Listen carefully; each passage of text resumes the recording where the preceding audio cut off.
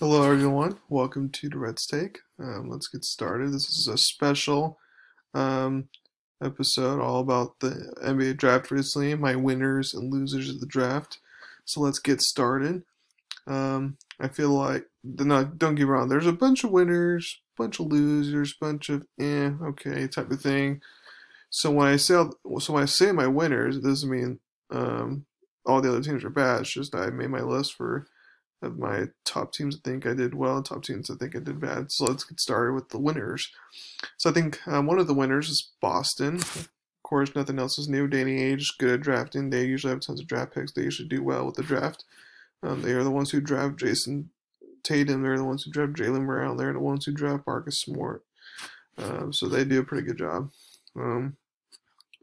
Anyway, so I like what they did. So they draft Aaron Newsmith for Vanderbilt. I like him because he's a scorer and a volume scorer. That he likes to score the ball a lot, which helps the Celtics bench since they were not huge on scoring. And then for their other first round pick, they got Peyton Pritchard, a point guard from Oregon, which Oregon in basketball is usually not relevant until he shows up for his time there, 3 or 4 years, and he was able to help put Oregon on the map basically. I like his game. He kind of has that Alex Caruso mentality about him. So I think it's better perimeter shooter than Alex Caruso. But other than that, I feel like he's exactly like Alex Caruso. So it'll be interesting to see what he could do there. I feel like those two players both can come in and contribute immediately for them. Now, of course, the COVID, like a training camp, no preseason, stuff like that. I'm not expecting a lot of rookies to make big jumps in their first year, but I feel like they can contribute on the bench. Next, I got the Dallas Mavericks. I'm not going to discuss the trade, as I already did earlier, but I want to talk about the two guys that they drafted. What Dallas needs most is a 3-and-D guy, and I feel like they got that with Josh Green from Arizona. Well, at least the defensive part, which he was one of the defense players in the draft, so I like what he got from there. Then they get another guard, Tyler Terry, who's more of a scorer to help produce off the bench, which is nice because you always need more scorers off the bench. I'm not sure though if Tyler Taylor will get that much playing time though, at least his first rookie season. I know Josh Green will, and then Tyler Bay, who they got from the trade. I feel like he could potentially come in early, especially since Porzingis out. There's not, and Dwight Powell still recovering from injury. That doesn't leave a lot of big guys on the to come in and play right now. You got Boban and maybe Willie Kleinstein if he stays, but that's pretty much it. So it gives Tyler Bay some potential playing time off the bench there. Next, the Utah Jazz. You might be scratching your head on this one, but hear me out. What is the Jazz's problem? It's bench production. Last year, Tony Bradley backed up Gobert, and Tony, no offense to him, was not good and not even close. Like at least with Denver, for example, at least Mason Plumlee, even though he's definitely not like Jokic, at least he's a tall guy, tries on defense, he's a good he gives you solid minutes off the bench. So even though there's a drop off, it's not like it's that huge to where it's like, oh great, now I got nothing. But they drafted a center from Kansas as a Buki, and he, in my opinion, is like a mere copy of Rudy Gobert. Plays hard around the rim, good rebounder, special offensive rebounder, and protects the rim like Gobert does. I mean, it's bad that he's like Gobert. He's not really a 3-point shooter, or not that good a free throw shooter, but other than that, it's like he's exactly like Gobert, which means he can come in and be productive just fine, which is important because Gobert needs to rest, and the Jazz don't have a lot of big men. So now for the other player that got Elijah Hughes from Syracuse. I really liked what I saw from him. What's impressive about him is that he was the leading scorer in the ACC last year. I'm going to repeat that. Leading scorer in the ACC last year. And ACC is known as the best conference in basketball.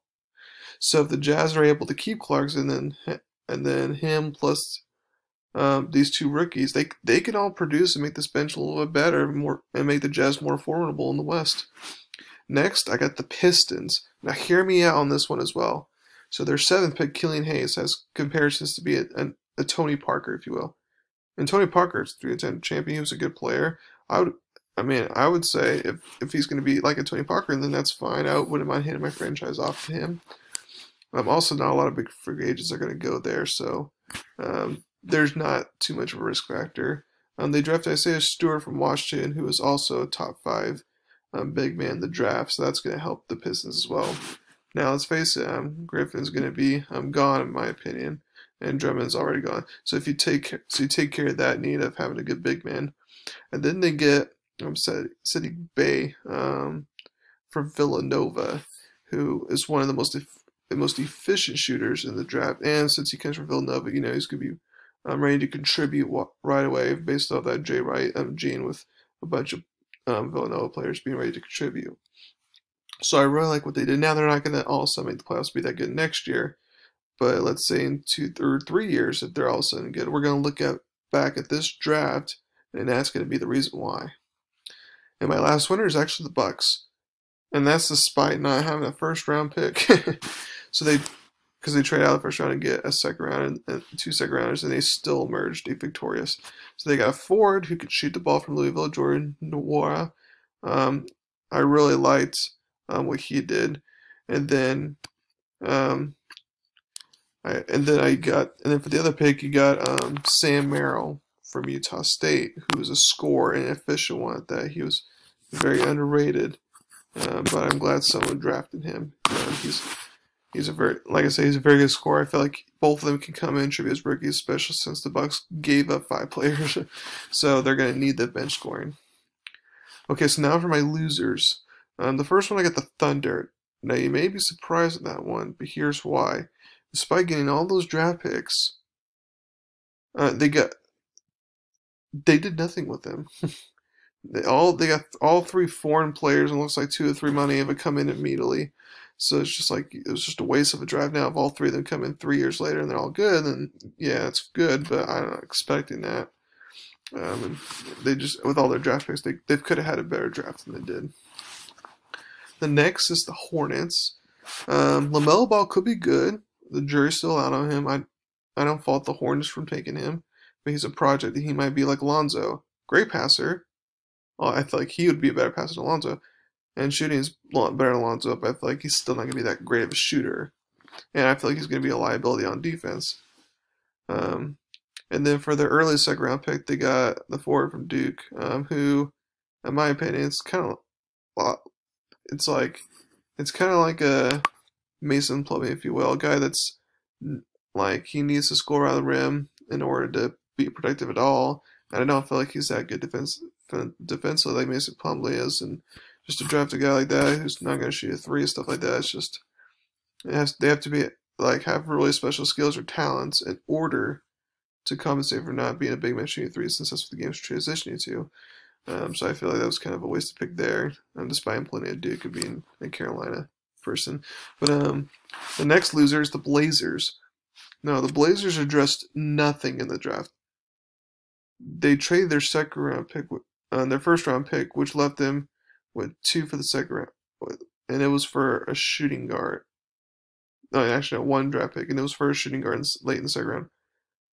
Now that's not what they need.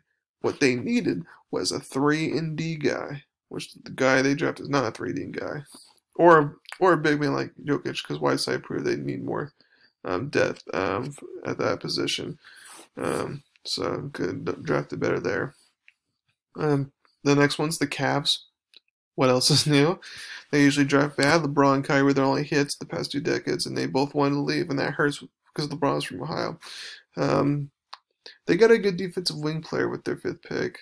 The problem is he was drafted too high. If I were the Cavs, I would have traded out of that 5th pick and gotten 2 late first rounders or something. He would have better success there, in my opinion. Because in my opinion, I woke up and it's like, oh, the Cavs are not better. And last but not least, the last loser is the Lakers. And they had no draft picks. That's the main reason why they lost. I know LeBron doesn't like playing with rookies. So they're willing to trade all these picks and stuff.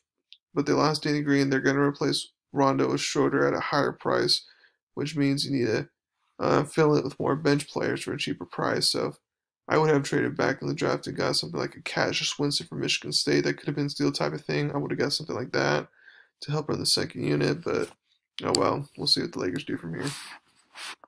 So those are my winners and losers. So to repeat the winners: Boston, Dallas, Utah, Detroit, and Milwaukee, and losers: Oklahoma City, Charlotte, Portland, Cleveland, and LA Lakers.